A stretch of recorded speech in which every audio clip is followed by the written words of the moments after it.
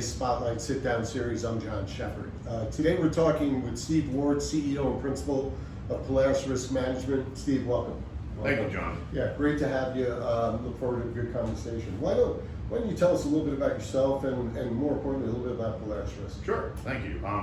First of all, pleasure to be here and be a partner with you and be on your podcast. So my background is something that's a non-traditional background in corporate security. I started off in undergrad and I was working on an externship and I wound up working with a state regulatory and investigative agency.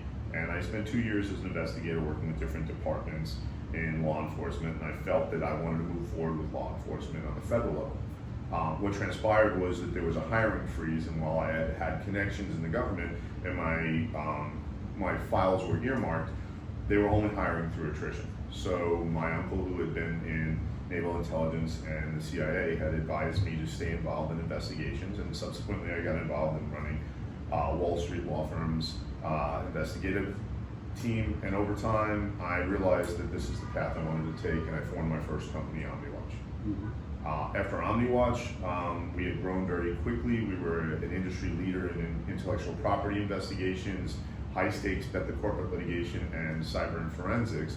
I exited that company with a sale to the oldest and largest security company in the world, which was Pinkerton. Pinkerton has been around for a little over 185 years. They're part of Securitas, and I believe they hold a $32 billion market cap with operations worldwide. One of the biggest boys in New York. Yep. There I accelerated quickly to the vice president in charge of all operations on the U.S. East Coast, which is a significant amount of global multinationals doing their work worldwide throughout the Pinkerton network. And then after that, I, at the same time, simultaneously took over all operations in Europe, Middle East, and Africa, managing all the divisions there and a number of the specialty divisions for Pinkerton. And over that time, I enjoyed my time at the large organization. I learned a lot, right? You always learn, you always want to evolve. And what I found was that there was something missing in the model. Larger organizations, clients get lost in the shuffle. You start looking at just the bottom line, top dollar, and there was no emergence or consolidation between physical and cyber. And that is the way of the future. So what we did is a number of us that were part of my team had discussed at some point, why don't we create a company that bridges the gap between physical and cyber? And that brings us to where we are today. Yeah, Polaris Risk is bridging that gap pretty well, and I know you pretty well from some conversations we've had with the business group that we're both involved with. And I think you broke it down recently to 4 main silos that you guys are involved with. So what are those? So the 4 categories or silos, like you say, or the verticals we work in are cybersecurity, and when we talk about cyber, we talk about advisory services, advising small, mid-sized, and global multinationals on how to traverse the world of cybersecurity, making sure their environment is safe, testing, creating tabletops, and dealing with them in crisis management situations. We are not a disaster recovery firm. However, we do offer forensic services, and that's more on the litigation side, but we have a very strong hold with that. And then we look at controls and access, and the way we see that is it integrates with the next silo, which is physical security, where we provide armed and unarmed security in over 85 countries. We utilize a caliber of agent that is typically a retired law enforcement, some cases active duty, and in many cases military as well.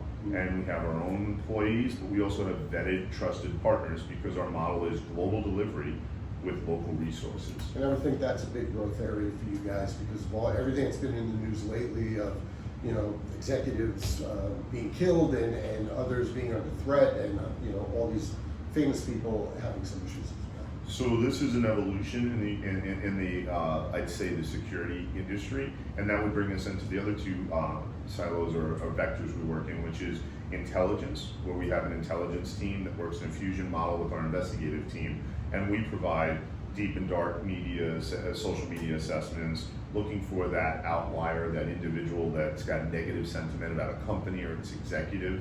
And then the investigative team conducts everything from internal misconduct to background screenings, due diligences. And when you combine those 2 groups in our geopolitical threat group, you have what we call as a protective package, or protective envelope, where that you're not just putting an armed agent or an unarmed agent in the field, You're putting someone that has a backup team that has intelligence services, investigative services, and you can have the true picture.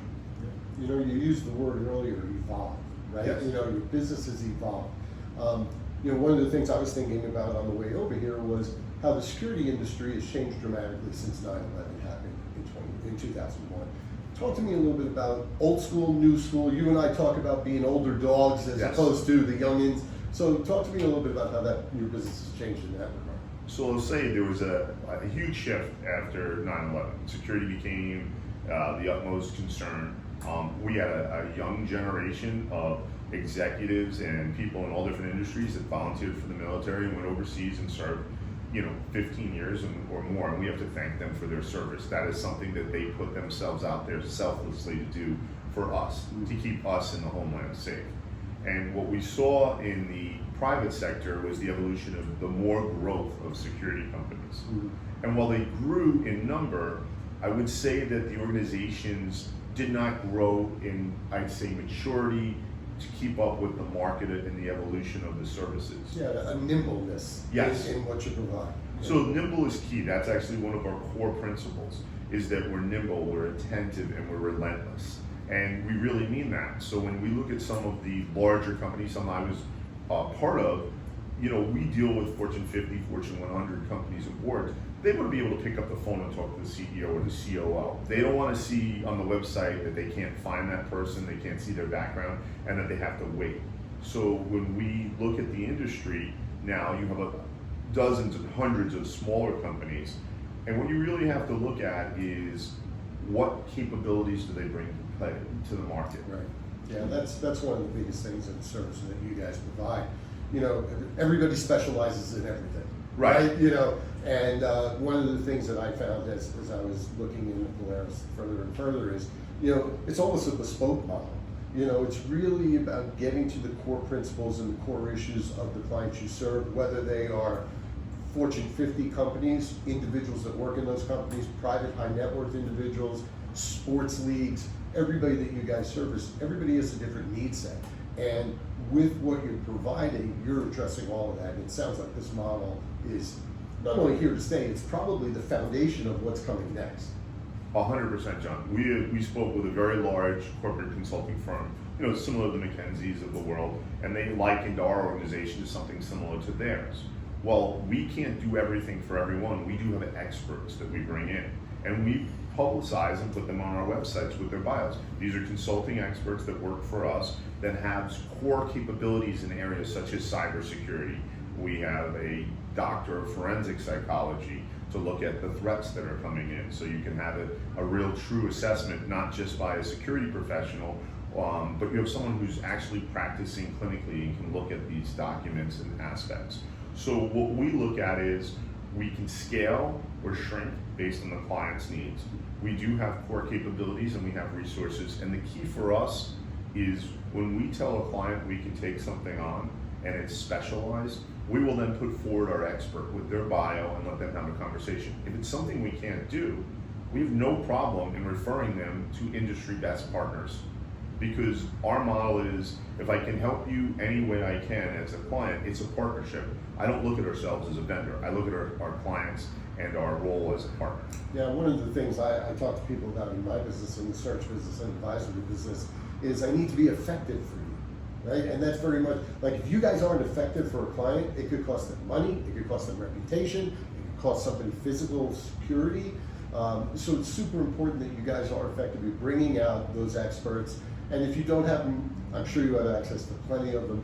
One of the things that you and I spoke about before we got on camera was the changing face of the industry and how it doesn't look like a bunch of old ex-cops sitting at a desk in an office building anymore. It's really getting more diverse, age, gender, and all that. Talk to me a little bit about that. So when you look at the evolution, you look back at the FBI as they were like kind of the gold seal when it came to investigations. And at some point in their evolution, they realized that investigators alone can't get this done. So the model of a former accountant or lawyer as an FBI agent still was good, but then they created an intelligence division, and this brought people from different backgrounds. What we see in this evolving culture is that it's not always looking for someone with 20 or 30 years experience in the military or law enforcement. We look at a different profile. We're seeing a number of very intelligent young people going through great universities, getting their masters in these, forensics courses, homeland security, physical security, intelligence, and instead of saying, hey, go do 20 years and come back, we'll take them now because they're young. They have ideas that we don't. And I think to be a real incubator of talent and to be able to provide holistic solutions, you need all different generations in the room to give their opinion. And not to say, hey, you just got out of college and when I was your age, you sat there and be quiet. I want you to tell me what you think is different. Now, maybe you're wrong, and maybe I can educate you. We've gone down that rabbit hole, but maybe you could look at what we're doing, and I see this more often than not, and find a more effective way or a new tool that we could use. Yeah, that's super important, and it's the difference between experience and subject matter expertise. And people coming into the industry now have a higher level of subject matter expertise, whether it's in forensics or another area that they bring to the table. They bring better best practices, and then the buyer of your service is starting to skew younger. It's no longer the corporate executive, 60 to 70 years old. It's somebody in their 30s and 40s and maybe their 50s who are looking for the same kind of services that you guys provide. And that goes into messaging.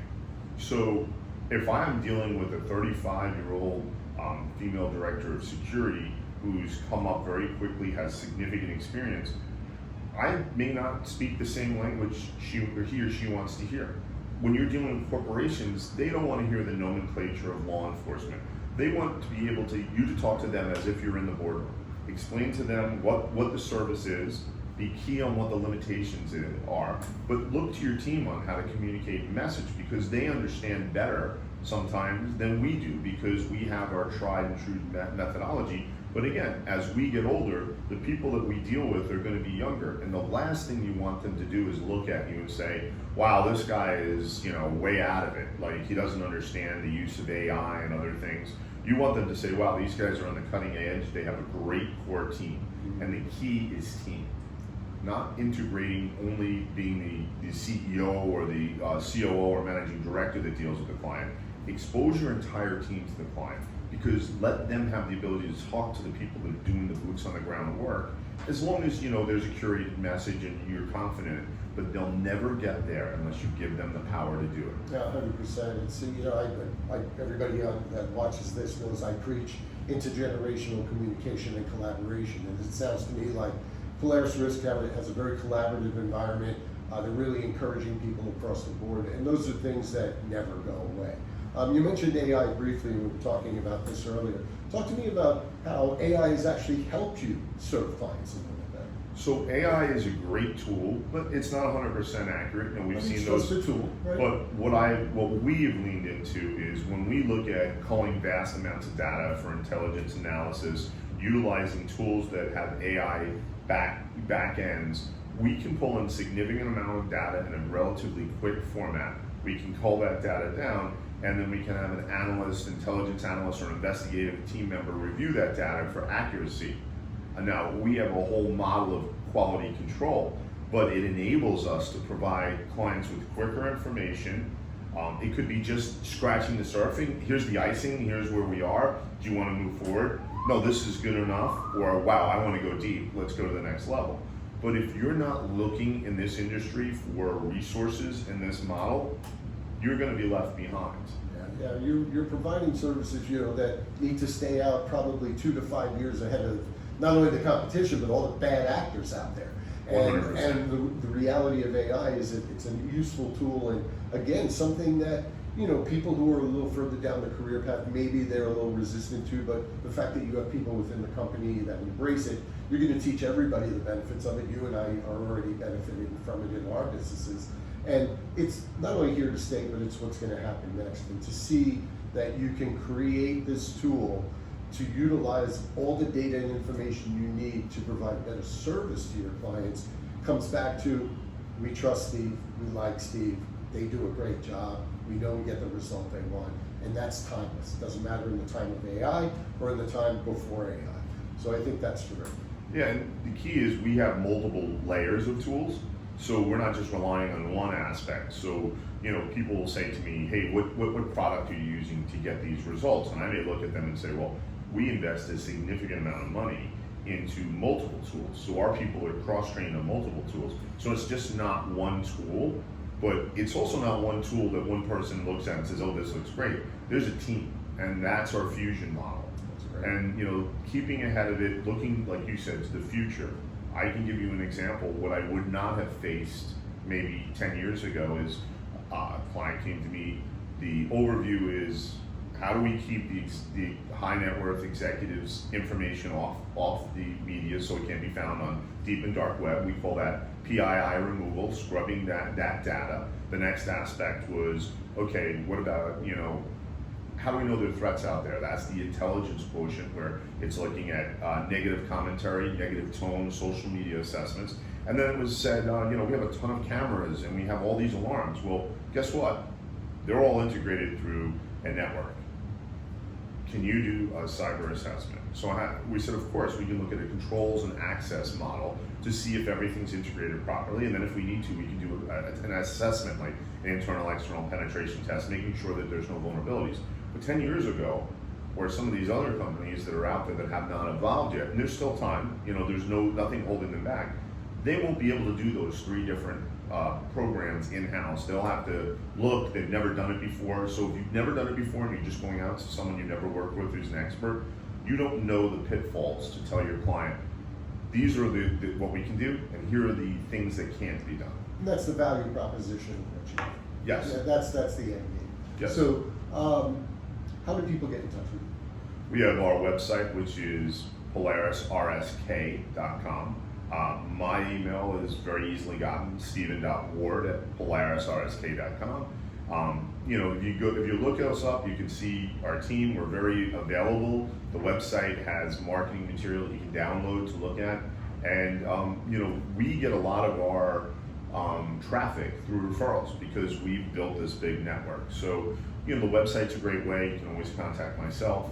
And we're always available to do a consultation. Not everything turns into a project, but some of our best clients come from people that we talk them out of doing something because it's not necessary, and they remember that, and then they come back to us and say, you really helped me here.